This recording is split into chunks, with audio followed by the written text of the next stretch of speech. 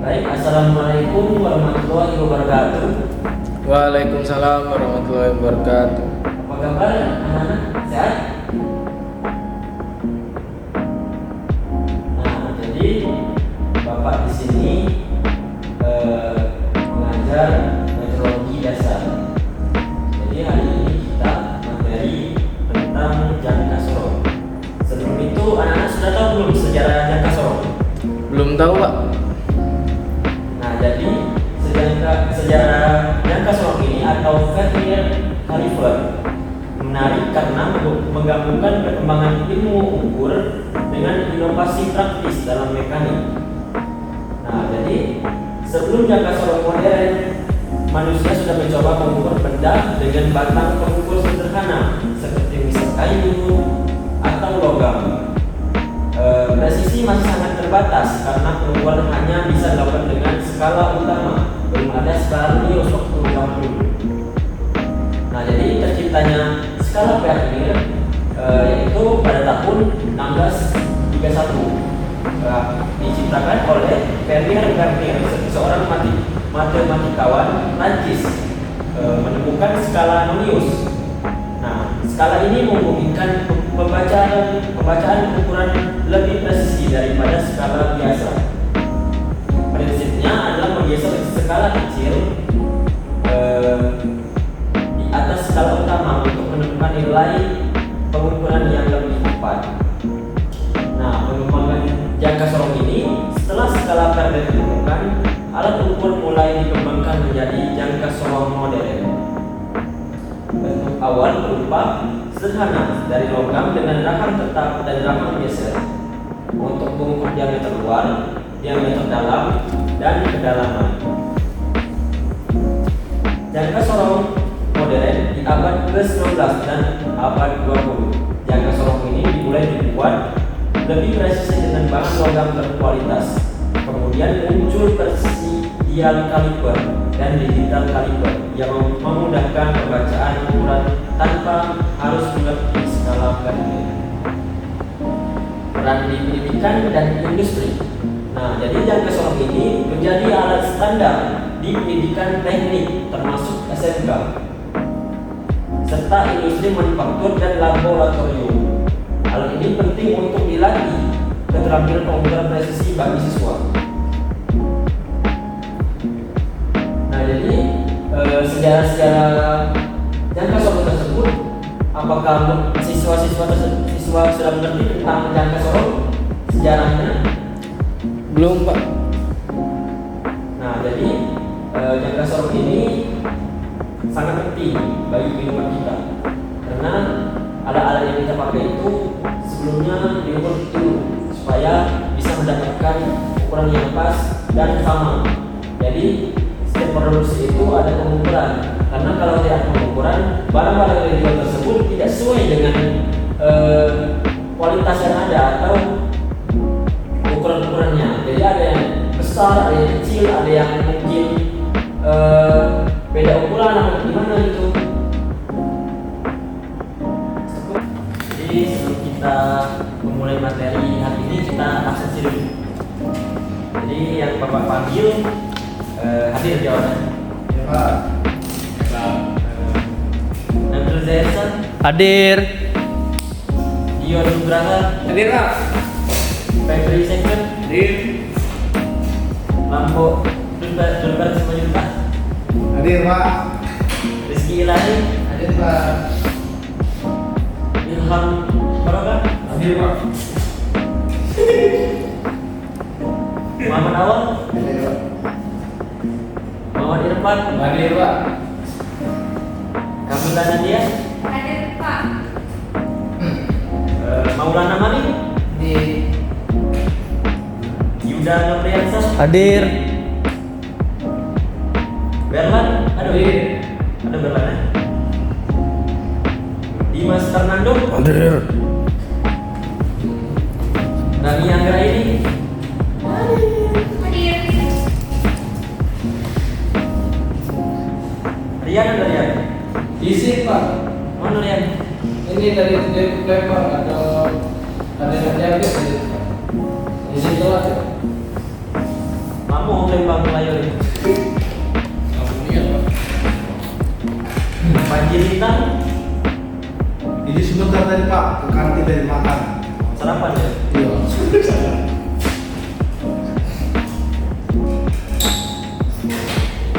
Ida Suryani itu. Lomba pak. Lomba apa? Penteki. Oh, tapi istilahnya. Iya. Quran. Mana itu? Skojo. Dukung ya kalau kalian yang ada prestasi kayak dia. Oh, baik Pak. Iya. Iya pak. Ini kan foto. Support ya kalau kalian ini. Syah Dewa Agustian. Iya. Dodi Ardiansa dong.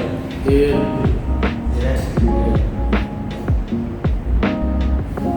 Nah, tunggu ini, tunggu dong.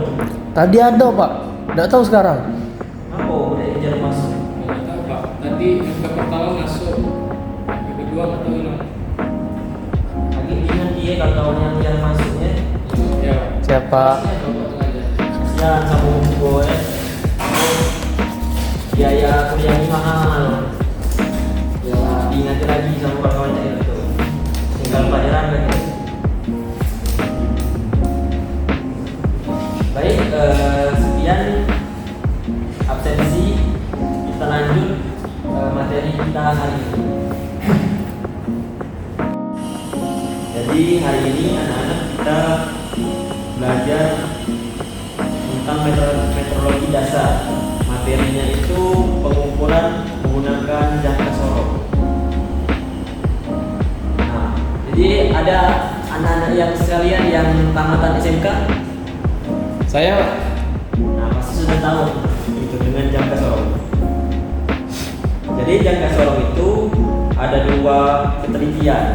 Yang pertama itu ada 0,02 mm dan yang kedua itu ada 0,05 mm.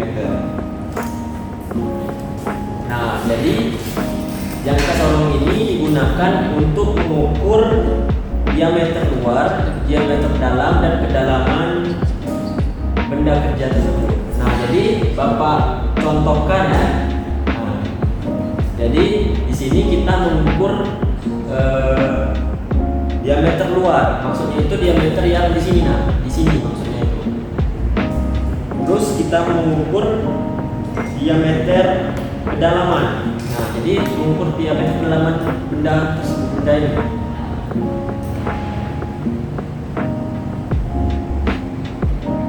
Jangka sorong itu memiliki skala utama dan skala Nonius. Untuk bagian-bagian jangka sorong itu, yang pertama ada rahang luar untuk mengukur diameter luar benda. Yang kedua ada rahang dalam untuk mengukur diameter dalam. Yang ketiga ada batang kedalaman untuk mengukur kedalaman benda kerja. Dan yang terakhir ada skala utama dan skala Nonius.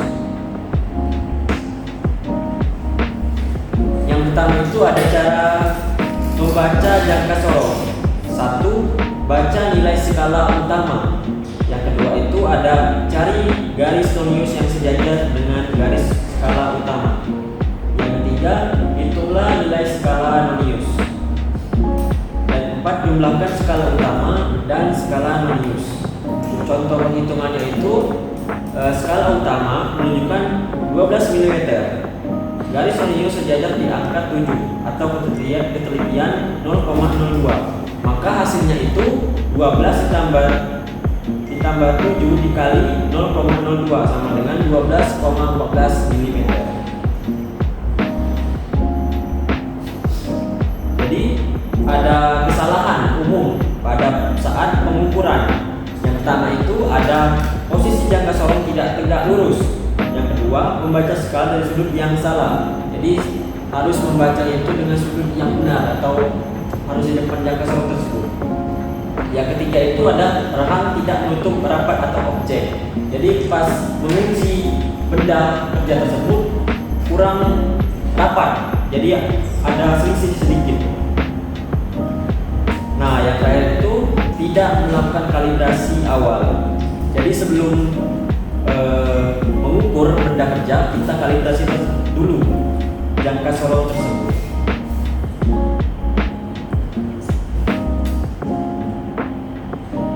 Sampai di sini mahasiswa sudah paham belum tentang jangka sorong?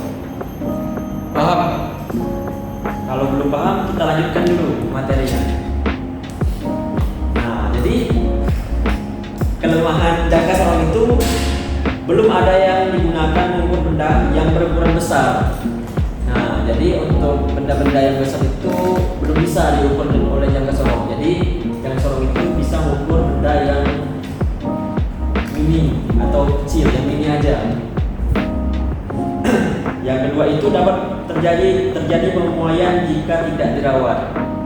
Jadi jangka sorong ini jika tidak dirawat dengan benar bisa terjadinya pemuaian atau tidak seukuran dengan benda awal.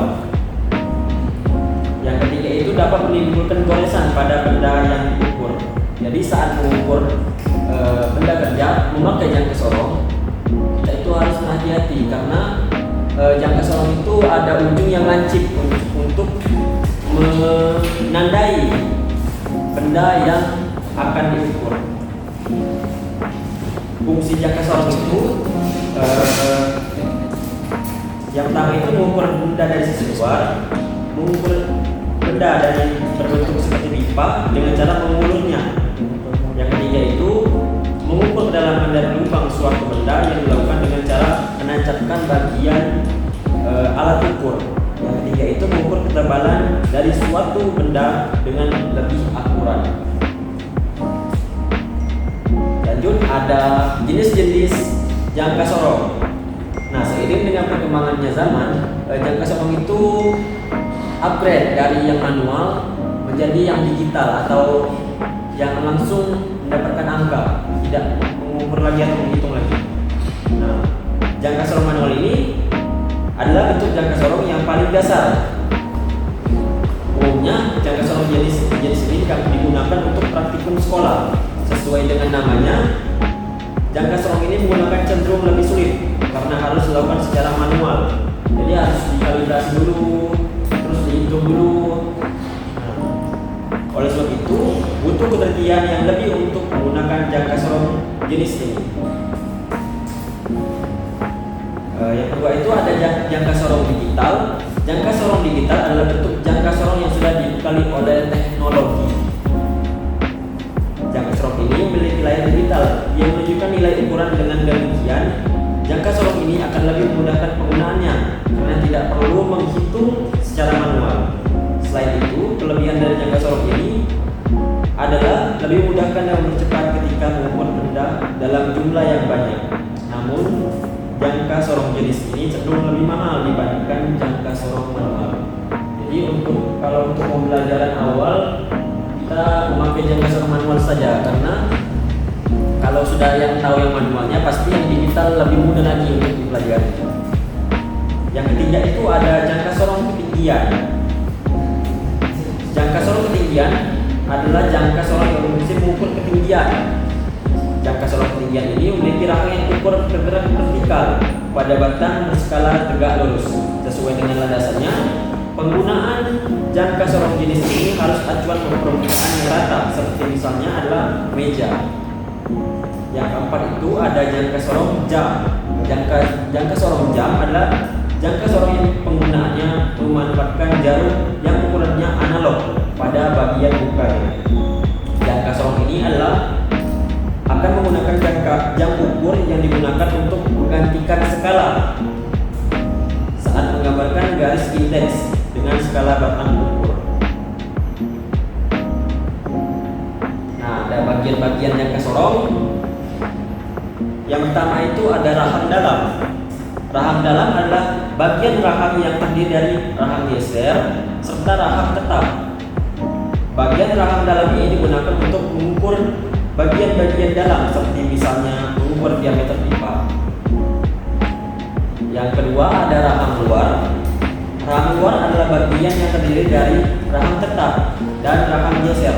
Namun membedakannya adalah rahang luar digunakan untuk menggunakan diameter luar, misalnya seperti diameter panjang, tebal, dan lebar dari benda kerja. Yang ketiga itu ada tangkai ukur kedalaman. Sesuai dengan namanya, tangkai ukur kedalaman berfungsi untuk mengukur kedalaman lubang dari suatu benda. Yang keempat itu ada skala utama.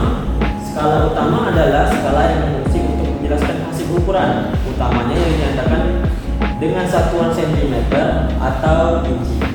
Jadi pada dasarnya adalah ukuran utama dari suatu benda. Yang kelima itu ada skala nonius. Skala nonius adalah bagian yang menjelaskan ukuran tambahan atau ukuran keakuratan dari suatu benda.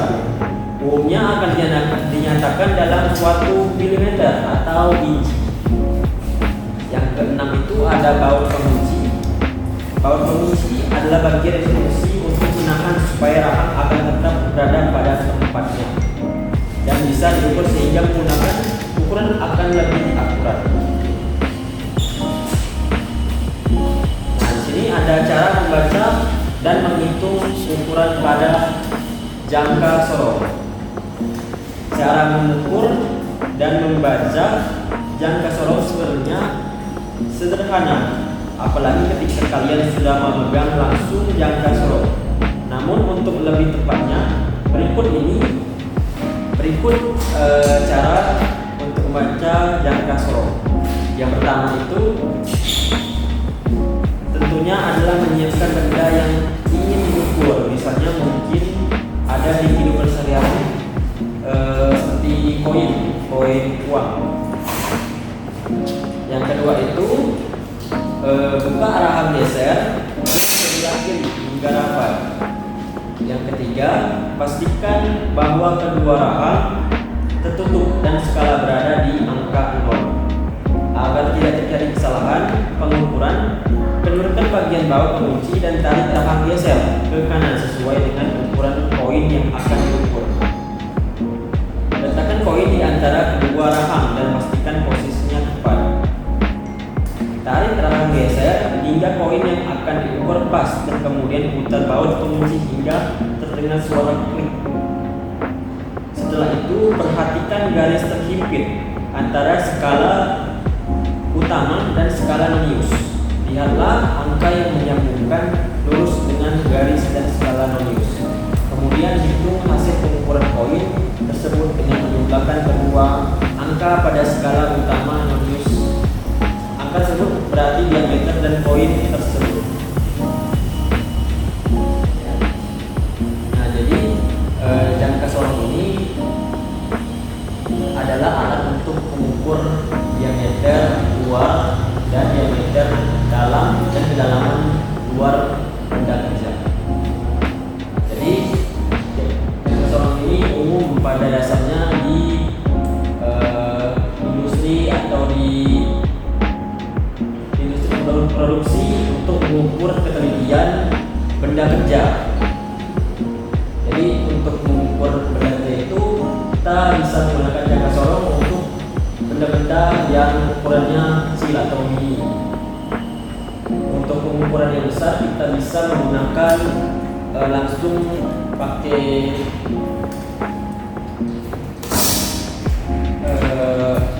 mistar atau meteran. Kalau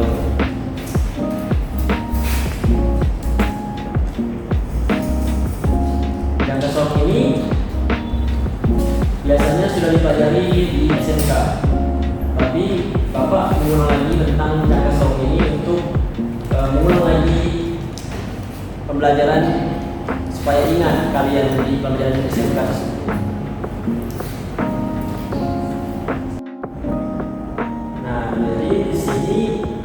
Ada perawatan jangka sorong atau pergerakan juga. Nah, jadi perawatannya itu harus benar bertahap karena jangka sorong ini sangat sensitif ya. Dan juga kalau yang kualitasnya bagus itu harganya mahal. Nah, jadi itu harus menjaganya karena untuk mengukur benda-benda selanjutnya, jadi bisa dipakai lagi.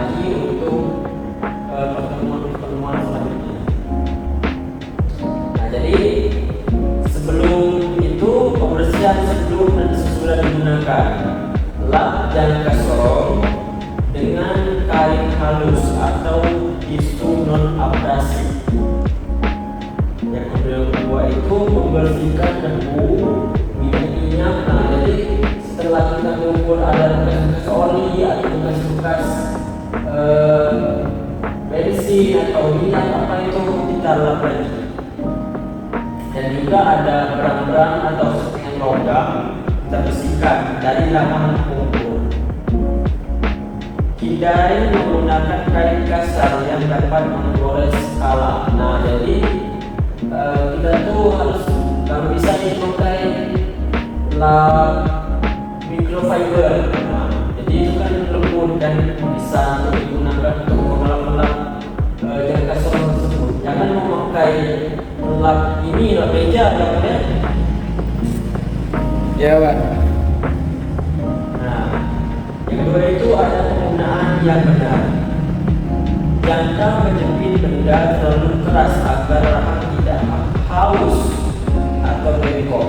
Nah, jadi untuk memakai jangka sorong ini ya kita itu untuk dipaskan saja, jangan terlalu memaksakan benda kerja dengan jangka sorong karena bisa benda leset dan jangka sorong juga akan haus, lama-lama akan berbentuk bulatan atau seperti jangka tersebut. Ya, slider dengan lembut, jangan dipaksa. Nah, jangan. Jadi untuk slide menggeser-geser umpan tersebut jangan dipaksa. Jadi lawan saja. Saat digunakan pastikan rahang dalam keadaan tertutup, longgar, tidak ditekan kuat. Jadi saat tidak dipakai, tidak akan tersebut jangan dikunci terlalu rapat. Ada selisih sedikit. Hindari paparan lingkungan yang buruk. Nah, jadi kan jangka sorong ini kan terbuat dari logam yang pasti korosif, terkena oksigen atau air yang lembab. Nah, jadi jauhkan dari air, kelembapan tinggi dan bahan kimia yang korosif. Jangan digunakan pada benda yang masih panas karena dapat mempengaruhi penelitian. Nah, jadi kan kalau benda yang panas itu bisa menuai dari jangka sorongnya, jadi tidak sesuai dengan ukuran yang ada. Jadi alangkah baiknya jika untuk mengukur benda kerja tersebut kita dilihat dulu benda kerjanya baru bisa diukur. Nah, pelunasan ringan, oleskan sedikit saja oli pada mesin ringan atau minyak anti karat pada rel geser. Lap sisa minyak agar tidak mengganggu pembacaan skala. Jadi untuk supaya pembacaan tersebut lancar, nah tidak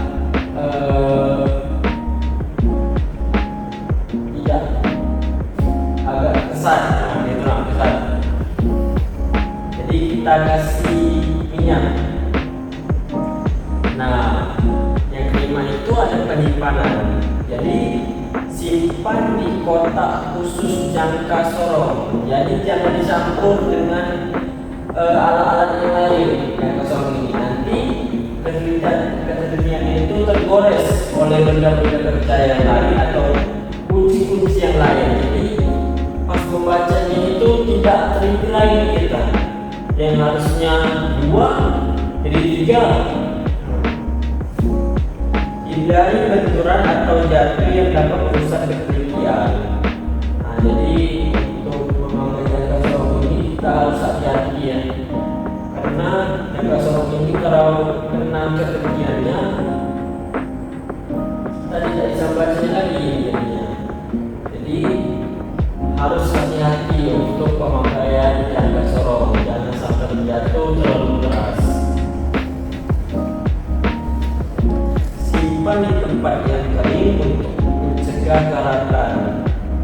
Nah, jadi untuk jangka sorong ini kita menyimpannya dengan suhu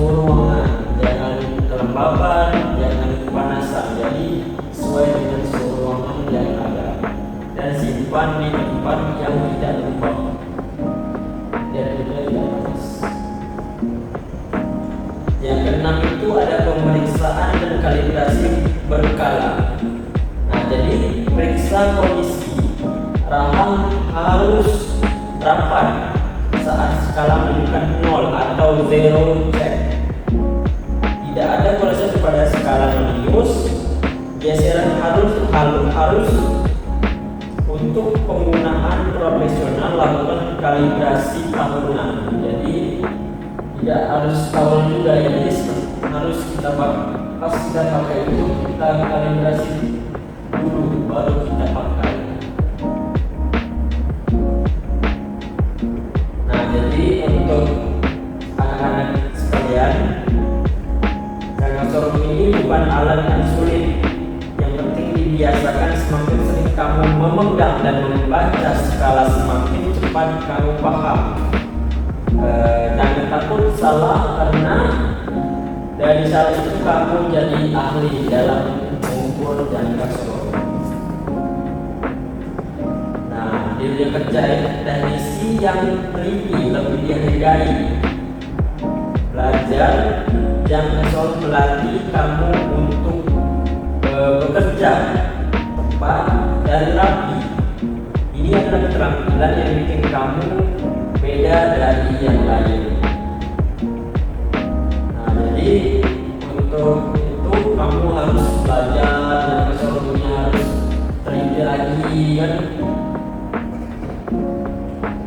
Jangan kalah sama kawan-kawan yang lain. Jadi kalau kita bisa, kalau mau bisa kita harus bisa juga.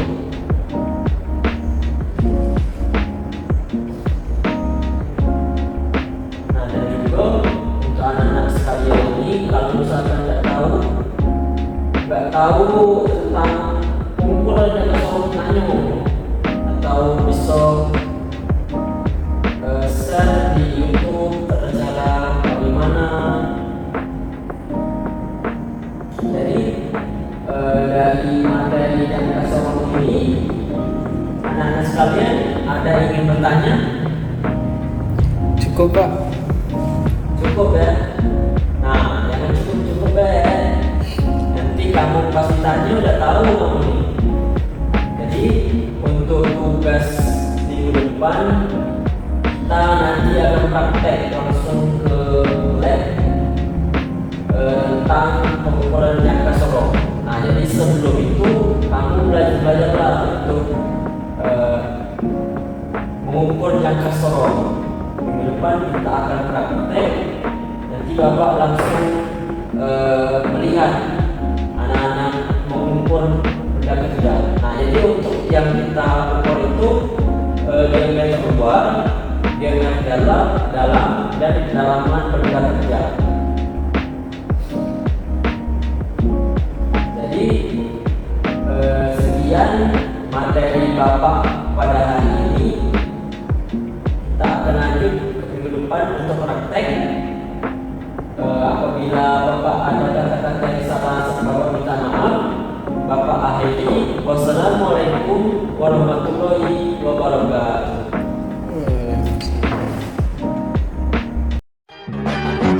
One is the loneliest number that you'll ever do.